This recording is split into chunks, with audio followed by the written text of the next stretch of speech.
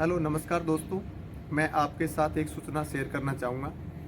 अभी जो लोकसभा का शीत या संसद का शीतकालीन जो अधिवेशन चल रहा है, उसमें राज्यसभा में उपराष्ट्रपति जो हैं, जो राज्यसभा का सभापति होता है, जगदीप धनखड़ के विरुद्ध में अविश्वास प्रस्ताव का प्रावधान किया गया है। तो सबसे पहले मैं आपके साथ ये बताना चाहूँगा कि राज्यसभा के जो सभापति होते हैं, उनके विरुद्ध अविश्वास प्रस्ताव मतलब हटाने का जो प्रस्ताव है वो राज्यसभा कल लेके आए हैं।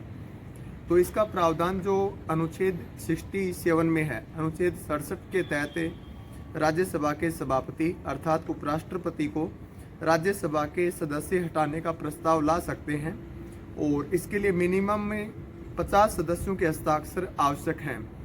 तो 50 प्लस सदस्यों ने कल राज्यसभा में हस्ताक्षर करके और अविश्वास प्रस्ताव लाने का प्रावधान किया है। 14 दिन पहले सूचना देनी होती है, तो अब 14 दिन बाद उनके विरुद्ध में अविश्वास प्रस्ताव लाया जाएगा। अब राज्यसभा का सभापति जो है जगदीप धनखड़, ये अपने पद से हटेगा या नहीं हटेगा, ये इश्यू है आपके सामने। तो अभी आपको बताना चाहूँगा कि राज्यसभा में वो जो अविश्वास प्रस्ताव रखा जाएगा वो साधारण बहुमत से पारित होना चाहिए, जबकि विपक्ष के पास में ऐसा साधारण बहुमत है नहीं। तो ये राज्यसभा का प्रस्ताव जो राज्यसभा के सभापति हैं उन पे उन्होंने आरोप लगाया है कि हमारी बात, विपक्ष की बात सुनी नहीं जा रही।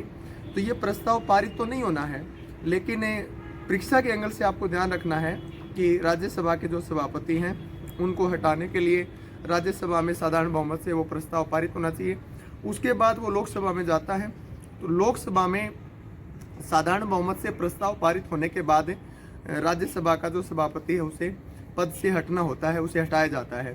इस तरीके से अभी एट प्रेजेंट राज्यसभा के सभापति अर्थात उपराष्ट्रपति के विरुद्ध में जो अविश्वास प्रस्ताव लाया गया है, इससे उपराष्ट्रपति हटने वाले तो नहीं हैं, लेकिन उन्होंने अपना एक विरोध प्रदर्शन किया है विपक्ष ने। और परीक्षा के एंगल से यहाँ जो क्वेश्चन बनेंगे, हटाने का प्रस्ताव अनुच्छेद 67 में सबसे पहले प्रस्ताव लाने के लिए 50 सदस्यों का हस्ताक्षर 14 दिन पहले सूचना देनी होती है। पहले वो राज्यसभा में पारित हो, उसके बाद वो लोकसभा में पारित हो, उसके बाद उपराष्ट्रपति अर्थात राज्यसभा का सभापति हटा हुआ माना जाएगा। और हमारी जानकारी आपको कैसे लगी, आप लाइक शेयर सब्सक्राइब चैनल को कर लीजिए। धन्यवाद।